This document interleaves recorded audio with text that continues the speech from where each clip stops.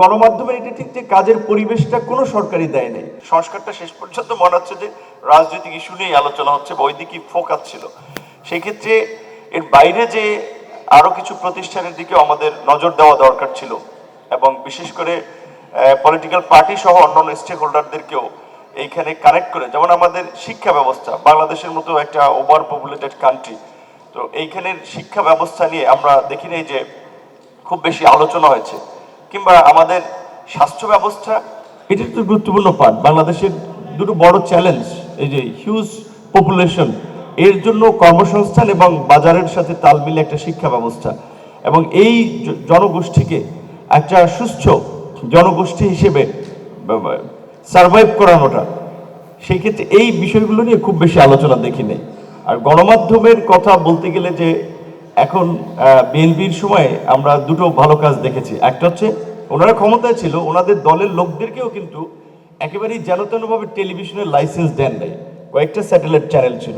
এটা গত সরকার 16 বছরে বিভিন্ন জনকে খুশি করার জন্য এক একজনকে একটা চ্যানেল দিয়েছে, ব্যাংক দিয়েছে, যেমন বেসরকারি কতগুলো ব্যাংক দিয়েছে। সেই জায়গা থেকে এখন এতগুলো, আমি মনে করি চ্যানেল এখন তাদের টিকে থাকাও একটা মুশকিল, এবং অনেক চ্যানেলই কিন্তু সাংবাদিকদের, আমরা যে সমস্ত চ্যানেলগুলোকে মেইন স্ট্রিম চ্যানেল হিসেবে দেখি, টানা তৃতীয়বার অর্জন করেছে দেশের সেরা সুপার ব্র্যান্ড স্বীকৃতি বসুন্ধরা টিস্যু। তারাও কিন্তু বেতন টেতন ঠিকঠাক মতো দিতে তাদের বেগ পেতে হচ্ছে, অনেকে ইচ্ছাকৃতভাবে কিংবা অনেকের সংকট আছে। সেই জায়গা থেকে আমার মনে হয় যে এখানে আপনাদের আজকের প্রস্তাবে এসেছে যে টেলিভিশন চ্যানেল, টেলিভিশনের পাশাপাশি আপনারা পত্রিকার কথাও বলেন, পত্রিকা এই যে জেলা পর্যায়ে ঢাকায় পত্রিকা ছাপে না, শুধুমাত্র এসবি অফিসে 5 কপি পাঠানোর জন্য, সচিবালয়ের ওইখানে 10 কপি দেওয়ার জন্য, এরকম অনেকগুলো, আমি মনে করি কি বলবো এটাকে, ফেক কাগজ বলবো, কিন্তু তারা ডিএফপিতে অন্তর্ভুক্ত। তারা আবার সার্কুলেশন দেখাচ্ছে যে তাদের এই এত হাজার সার্কুলেশন, অথচ এগুলোর অনেক ক্ষেত্রে অস্তিত্বই নেই। আমরা ভেবেছিলাম যে এই সরকার আসার পরে এগুলোকে একটা রিভাইজ করবে।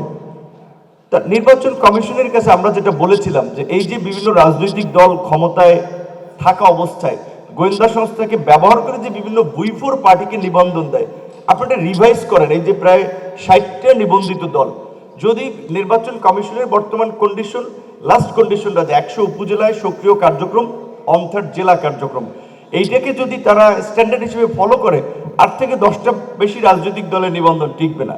কিন্তু ওনারা এটা রিভাইজ করতে পারে নাই, মানে ওনারা সাহস করেন ওইদিকে যাবে কিনা।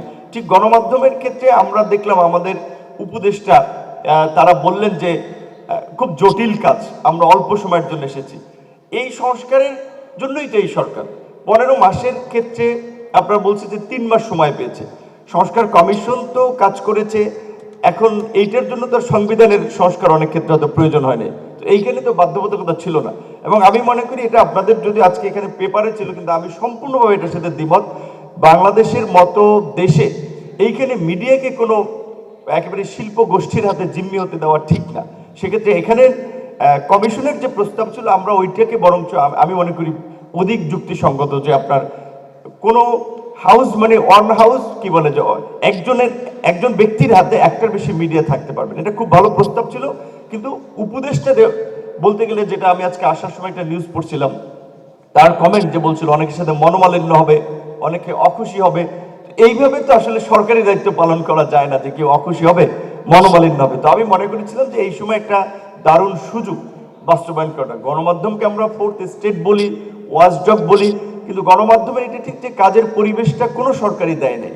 যেমন আপনারা বলছিলেন যে এই বিজিএস গঠনের প্রেক্ষাপটটা 4 দলীয় জোট সরকারের সময়, লাস্ট রেজিমের সময়, সামনে আবার কি হয়, অবশ্যই সে সময় আপনাদেরকে কথা বলতে হবে। সুতরাং সেজন্য এইটা একটা পারফেক্ট এবং উপযুক্ত সময় ছিল অন্তত এইখানে সাংবাদিকদের সুরক্ষা, গণমাধ্যমকে একটা মুক্ত মাধ্যম হিসেবে বিকাশ করার জন্য কিছু আইন প্রণয়ন করা, এবং যেটা আপনারা বলছেন যে অ্যাক্রিডিটেশন কার্ডের কথা, এটা স্বাভাবিকভাবে সচিবালয় কিংবা বিভিন্ন ক্ষেত্রে দেখা যায় সাধারণত রাজনৈতিক বিবেচনায় করা, এটা সব সরকার করেছে, আমার ধারণা সামনেও হতে পারে।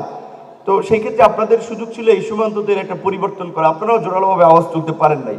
সেই জায়গা থেকে আমি বলবো যে এখানে সেলফ সেন্সরশিপের যেই কথাটি আমরা শুনে আসছি অনেকদিন ধরে, তো আমার মনে হচ্ছে যে এই সময়ে আপনাদের স্টেক হোল্ডার, মূল স্টেক হোল্ডার হিসেবে আপনাদের যে আওয়াজটা ছিল, সেই আওয়াজটা বোধহয় খুব জোরালোভাবে উঠাইতে পারেন নাই। তো তারপরে আমি মনে করি এখনো যে সময়টুকু আছে, আপনারা যদি রেইজ করেন, আমরা একটা পরিবর্তন চাই, এবং এইবার যদি পরিবর্তন না হয়, এটা বাংলাদেশে তো 50 বছরের পরিবর্তন হয়নি, সামনে পরিবর্তনটা খুবই ডিফিকাল্ট। সো গণমাধ্যম সংস্কার কমিশনের আমরা চাই প্রস্তাবটা বাস্তবায়ন হোক। রাজনৈতিক দল হিসেবে এই পরিবর্তনের আন্দোলন সংগ্রামের সাথে থাকা একজন তরুণ নেতা হিসেবে আমাদের এটি প্রত্যাশা। সেক্ষেত্রে আপনাদের যে কোনো কার্যক্রমের সাথে আমরা আছি। ধন্যবাদ।